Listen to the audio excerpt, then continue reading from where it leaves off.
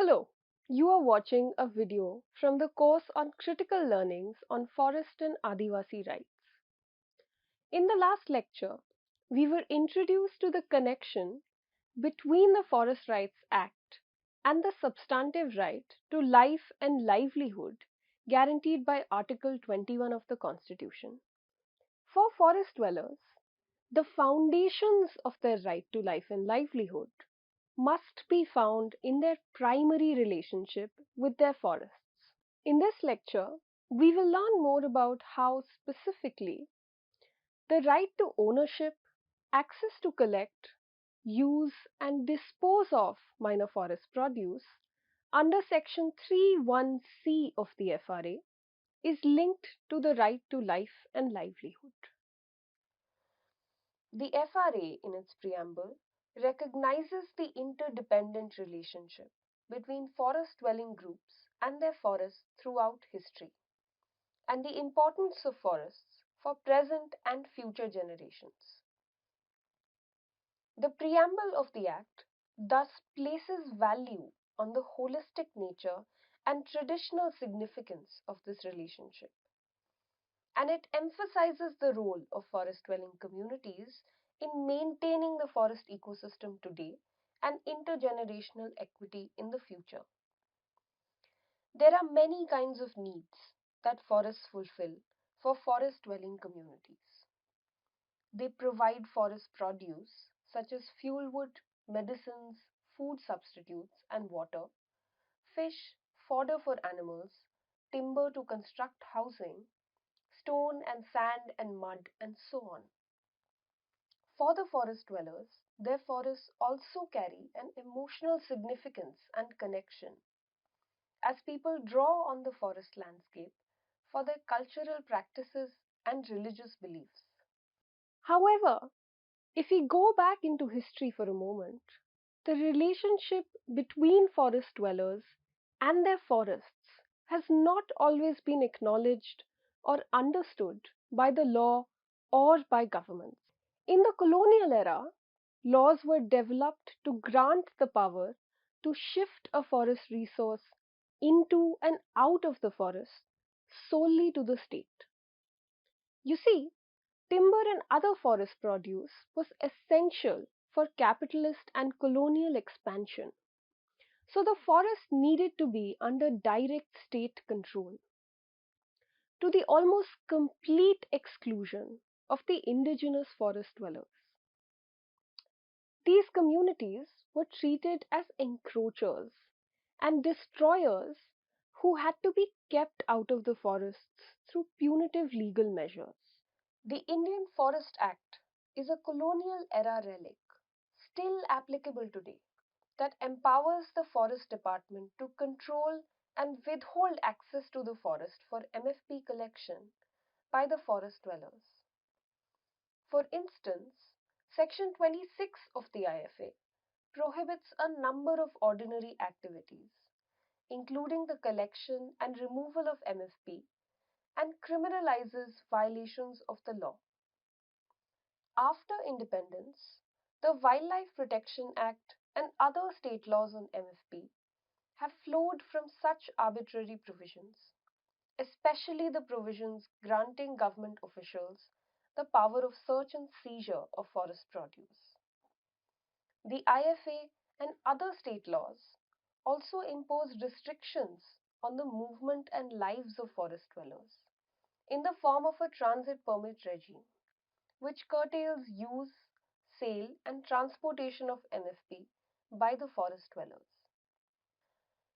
This control extends further through state-run cooperatives that control the trade of minor forest produce. In fact, traditional non-timber forest resources such as tendu, also referred to as kendu, have been nationalized under the policy of the Indian government. Various laws ensure that tendu patta is collected, processed, and sold under strict control and management of the state governments. Its sale too takes place through auction by the state government, which determines every step from the bids to the rate of sale to the contracts. Because of state government monopoly over the tendu leaf industry, the Gram Sabha and the tendu leaf collectors are left without any say in the process. Till date, the tendu leaf economy runs on the labor of underpaid and exploited forest dwellers, overwhelmingly women who continue to be denied a dignified livelihood in the industry. In contrast, tendu sales ensure handsome revenue for the state governments, such as in the 5th scheduled states of Chhattisgarh and MP, where the combined worth of the tendu leaves collection and beedi making industry is reportedly over 2000 crore rupees for both states.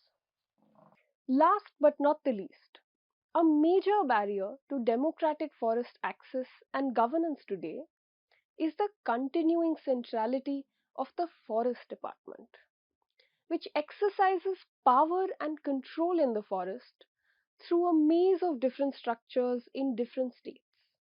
Several states in India do have a legal recognition of arrangements through which the government can relinquish some of its control, allowing forest dwellers access to MFP and other forest resources, such as Nistar in Madhya Pradesh, timber procurement in Himachal Pradesh, and so on. PESA in the 5th schedule areas also empowers the Gram Sabha to govern forest resources to some extent.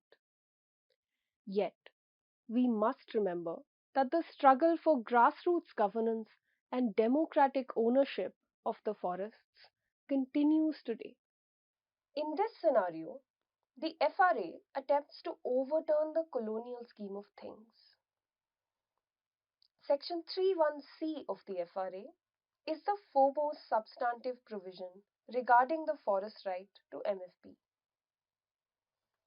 According to the FRA, minor forest produce includes all non-timber forest produce of plant origin, including bamboo, brushwood, stumps, cane, tussar, cocoons, honey, wax, lac, tendu or kendu leaves, medicinal plants and herbs, roots, tubers, and the like.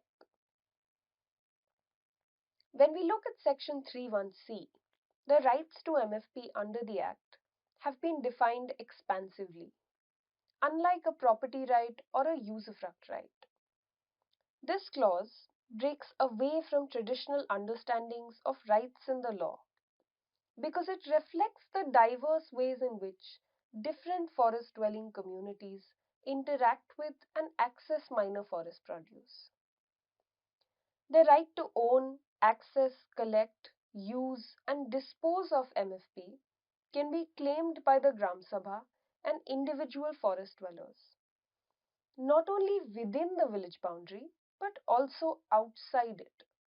While some MFP is to be found outside the village but within the forest boundaries, MFP rights may also extend outside the forest. Additionally, mobile groups such as nomadic tribes require access to MFP along their routes, which may cross the boundaries of other villages, scheduled areas, and even the state borders. This is important because MFP is of many different kinds. While some may be found within the village boundary, for other kinds the forest dwellers may need to travel to adjoining villages or districts or even different states. While the right to MFP is specifically defined in 31C, it also encompasses other forest rights such as Nistar under 31B, fishing and grazing under 31D, rights already recognized under various state laws per 31J, and intellectual property rights under 31K. The right to MFP is also closely connected to the right to protect, preserve, conserve, and manage community forest resources. For more on this aspect, you can check out the Nagrik Learning course on community rights and forest governance. As we discussed in previous lectures in this series, A crucial way in which the FRA attempts to address the historical injustice against forest dwellers is by placing the Gram Sabha at the center. The Gram Sabha is now the central body for MFP collection, ownership, and management. What makes Section 31C of the FRA extremely consequential is that it is the only provision in the FRA to explicitly vest ownership in the forest dwelling communities. The Act vests ownership rights of MFP to the Gram Sabha and to individual members of the forest dwelling community. This is especially important to ensure that particularly marginalized individuals in the village, such as single women, and marginalized communities, such as pre agricultural communities and Dalits, who are largely landless or own very small land holdings, are able to use MFP to meet their various needs. In sum, MFP ownership is important for all forest dwellers, Adivasis and the OTFTs, as it fulfills their livelihood needs. If we look at the numbers nationally, 60% of the total cash income of forest dwellers comes from the sale and use of MFP. This cash income is very important to meet expenses such as school fees, medical expenses, and so on, as well as to participate in the market economy. In addition to serving as the basis for livelihood, forest produce also has nutritional, medicinal, subsistence, and cultural uses for forest dwellers. Remember that the preamble of the FRA notes that the economic and food security of the forest dwellers is a fundamental component of their substantive right to life and livelihood, guaranteed by Article 21.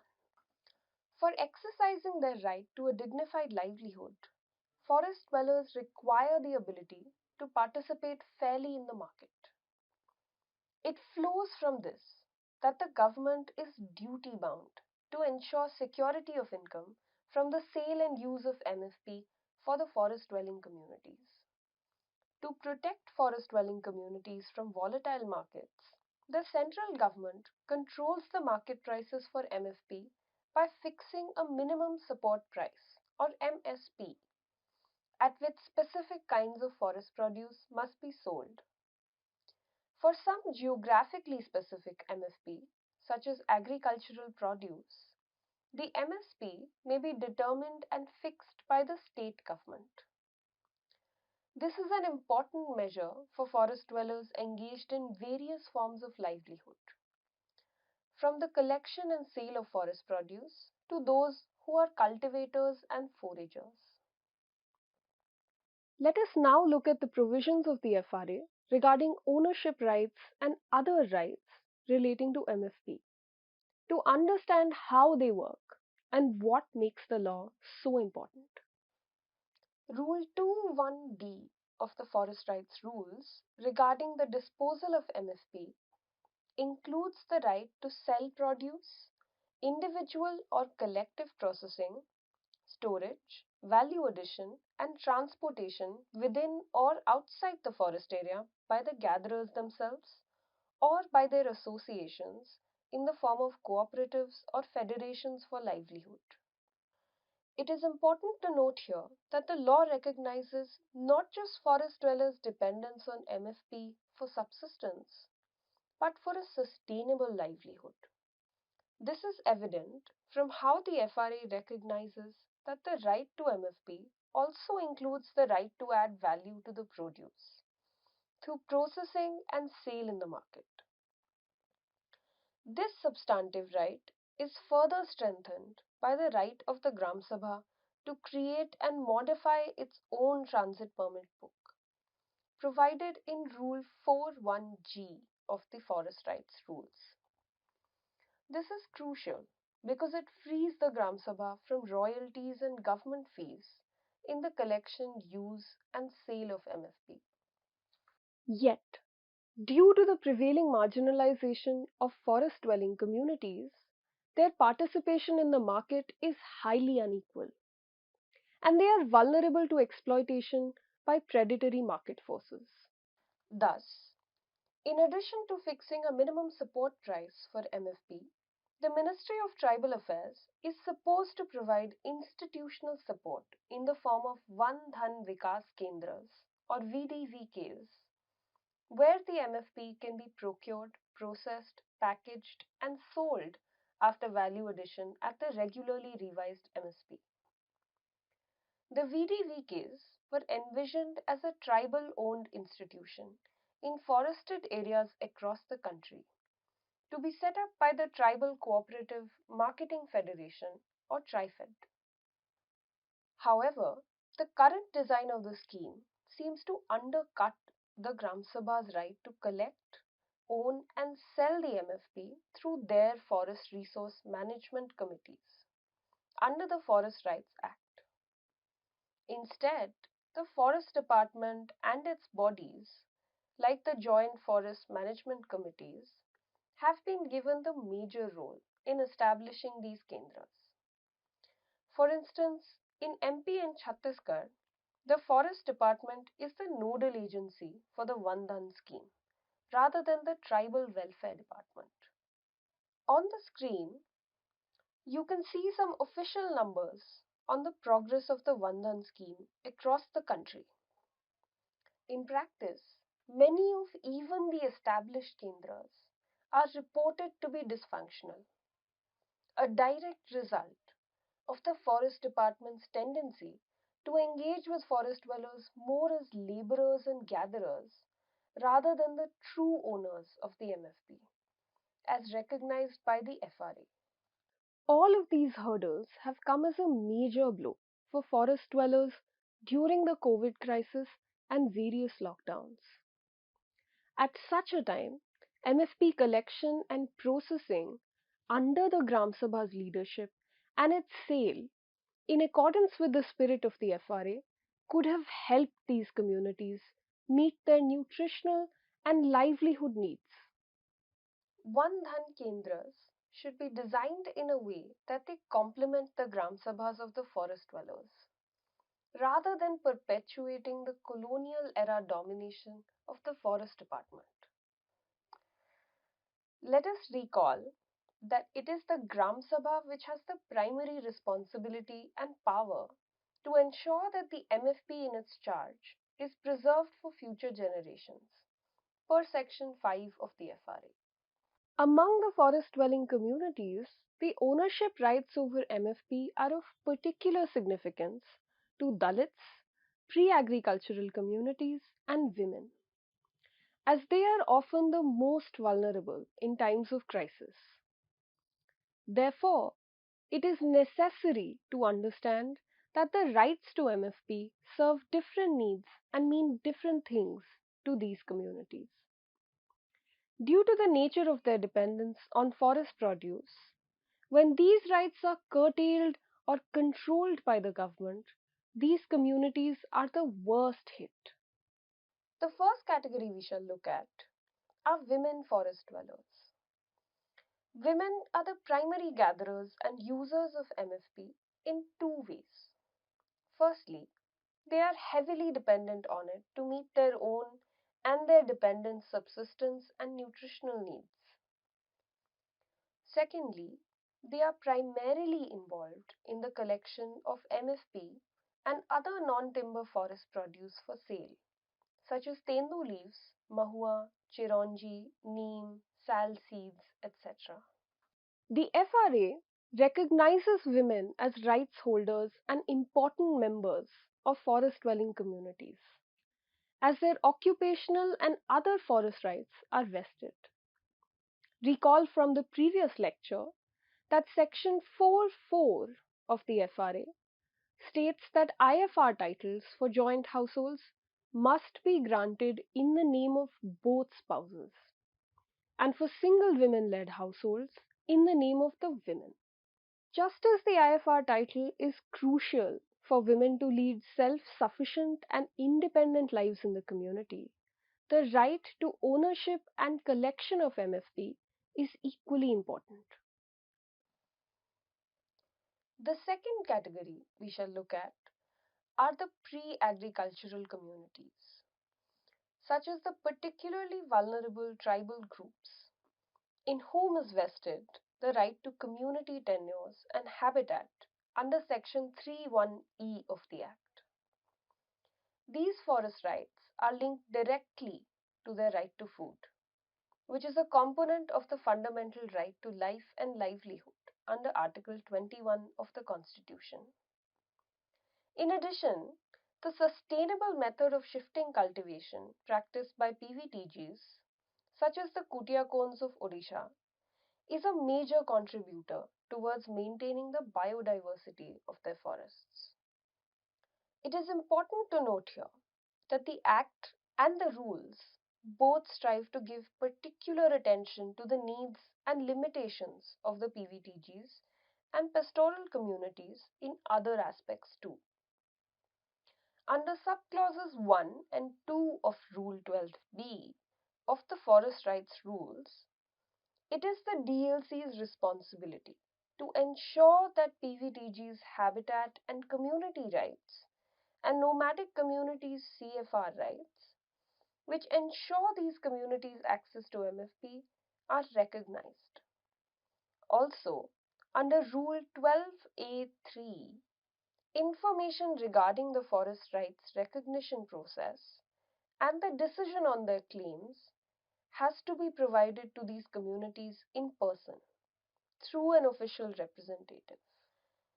Thirdly, MFP rights are vitally important for OTFTs, many of whom are Dalits who do not have land or are unable to successfully obtain pattas under Section 31A due to harsh eligibility conditions. Therefore, the right to MFP often becomes the only forest right they have as members of the community of forest dwellers. For instance, during the COVID pandemic, state governments' plans for COVID relief neglected the basic survival and health needs of the forest dwellers in states like Andhra Pradesh, Telangana, and Odisha. The nationwide lockdown and restrictions severely affected nearly 1,000 crore forest dwellers, especially PVTGs such as the Begas in MP, who have been heavily dependent on the collection, use, and sale of MFP during the summer months. Fisher people, pastoralists, foraging communities, and other forest dwellers were some of the kinds of groups whose nutritional, health, and livelihood needs took a massive blow. In such a crisis scenario, following the spirit of the FRA, the Gram Sabha could have become a central institution to ensure adequate food, health, and socio-economic security, had the government incorporated and institutionally supported MFP management plans of the forest dwellers. This has been the experience in some villages of Gadchiroli district of Maharashtra. In Mendalekha village of Gadchiroli, the forest dwellers were given MFP ownership rights over bamboo in 2014. Over the next 3 years, they succeeded in doubling its productivity. Not only did the Gram Sabha exercise its power to issue transit permits for transportation of the produce for sale, remarkably, the collective ownership of bamboo also allowed the community to bargain for higher prices with traders. As a result, during the COVID lockdown, the Gram Sabha of Kukdale village of Gadchiroli, which is home to forest dwellers from 47 Adivasi communities and also PVTGs, was able to use its reserve funds from the sale of MFP to provide food and shelter to returning migrants and members of the community.